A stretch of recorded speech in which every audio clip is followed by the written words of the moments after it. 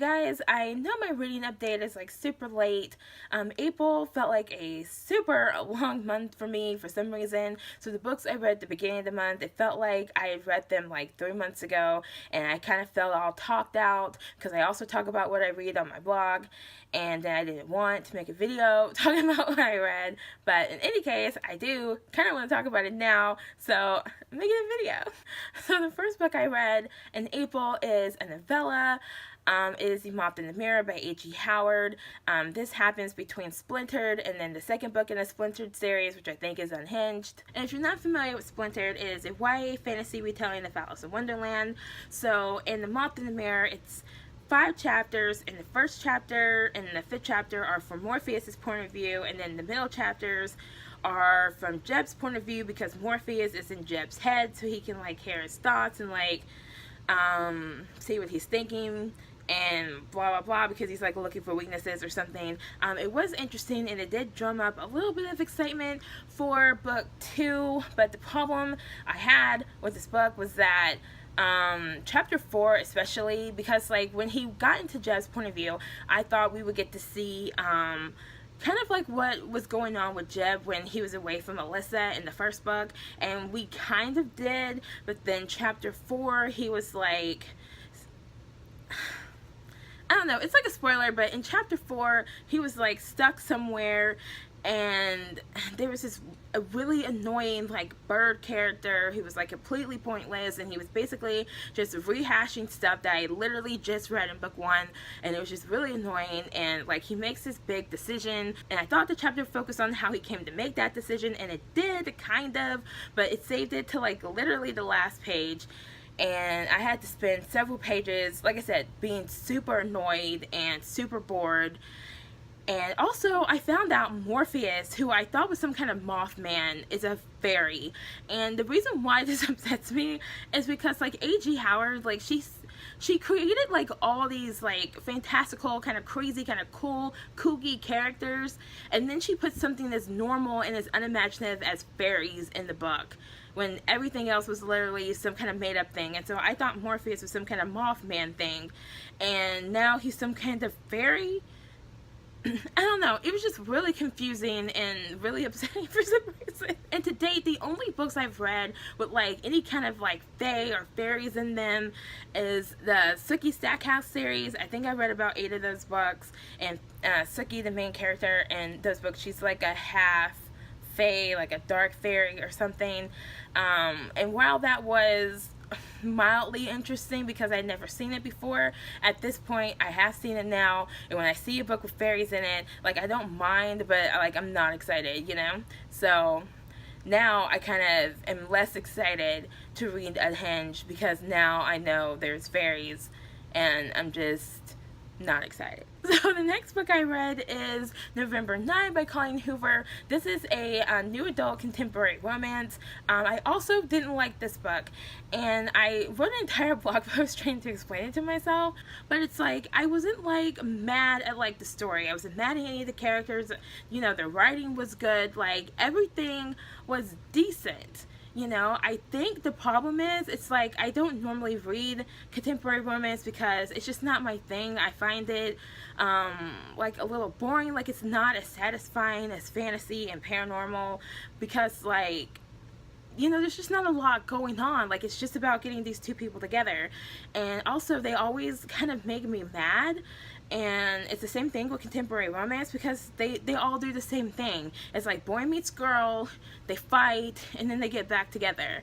And it's just like, there's literally nothing else that happens in this book. Like, it's just about this relationship, and it's about like this girl, and she meets this guy like the day before she's moving to New York, and so she promised her mom, for some asinine reason, she wouldn't fall in love until after she turned 23, and she was like 18 when she meets this guy, and he's like 18, and so they'd agree to meet once a year and hang out just that one day, and then like live their lives all the other days. And like I said, it was not like a bad book. It's just like when I got to the end of it, I wasn't satisfied, and it actually put me in a bad mood for about 2 days. So I don't know. It's just, I am currently reading another contemporary romance, and I hope the same thing does not happen with that book. But I obviously decided to read a few books in between November 9 and this other book. So we'll see, and then I can compare them, and then I'll know, like, maybe I just didn't like that book because maybe it just made me unhappy somewhere, somehow. And, or maybe, like I said, I just need more in a book than relationship stuff. Okay, so the next book I read in April is a YA contemporary, If You Find Me by Emily Murdoch. This is about a girl who was kidnapped by her kind of strung out, druggy, bipolar mom when she was 5 and raised in the woods for 9 years, where she was neglected and abused and then rescued when she was 14 and sent to live with her dad. So I actually thought this was pretty good. I thought the issues the character dealt with was well done, and it was believable, and it was emotional, and it was very dark, and it was very tragic, and it was very sad, but it didn't make me sad, you know. I don't normally read books like this, but, you know, I am wanting to, like, you know, change things up a little bit, and, you know, it's going okay, I guess.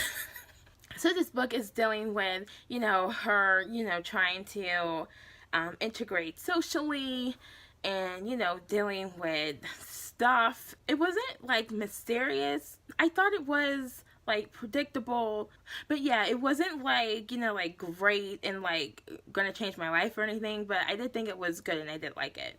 Okay, so the next book I read is a middle grade historical, The Last Girls of Pompeii by Catherine Lasky. So I've read, you know, Catherine Lasky before, and I found her writing, like, very beautiful and very emotional, and so I had high hopes for this, and I wanted a book about Pompeii because I just think it's fascinating. And I find her work in general, you know, to be pretty well researched.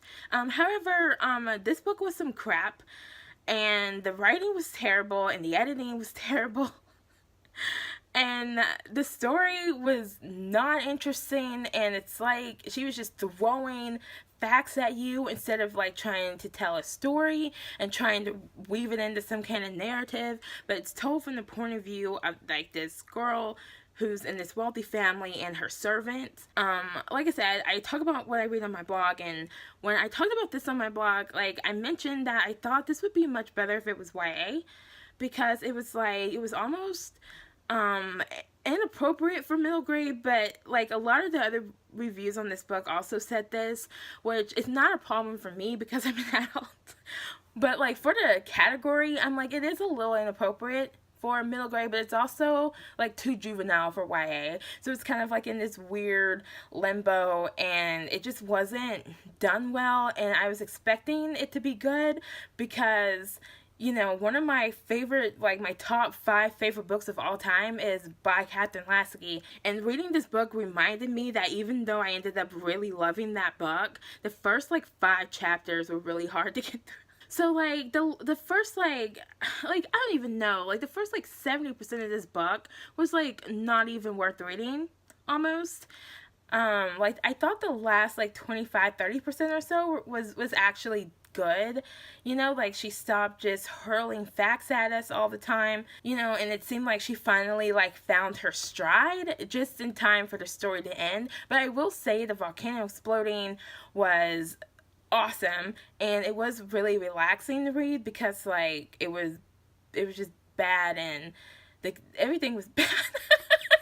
Like, I don't know what to say. Like, I gave it 3 stars because, like I said, I enjoyed reading it somehow, you know, because all the information was interesting information. It made a bad story, but it was good information, like, if that makes any sense. So anyway, the 5th and last book I read this month was the best book I read this month, was Grace and Fury by Tracy Banghart, and this is a YA fantasy about, like, these 2 sisters, and they live in this world where women have no rights, and basically the only thing women can do is be a grace to the superior, which is the leader of the world, which is basic, and a grace is basically a woman who is supposed to be, like, the perfect example of a meek, obedient woman, or you can be a servant, or you can be a factory worker.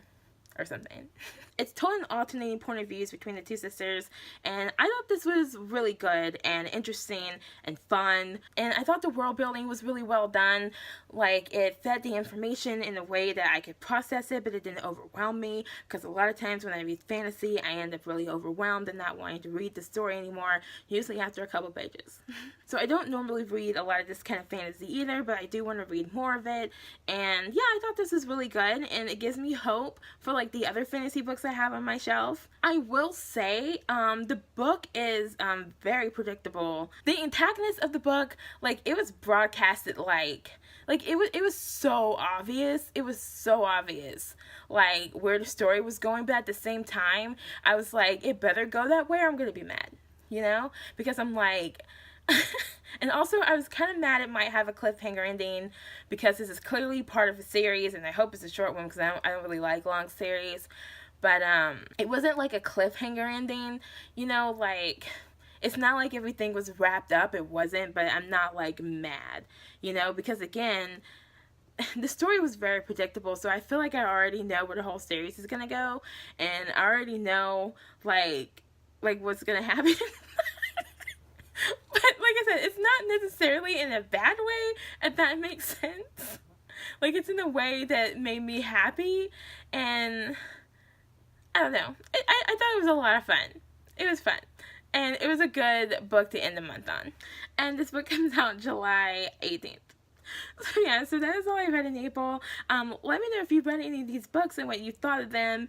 And yeah, I will see you guys in another video later. Bye.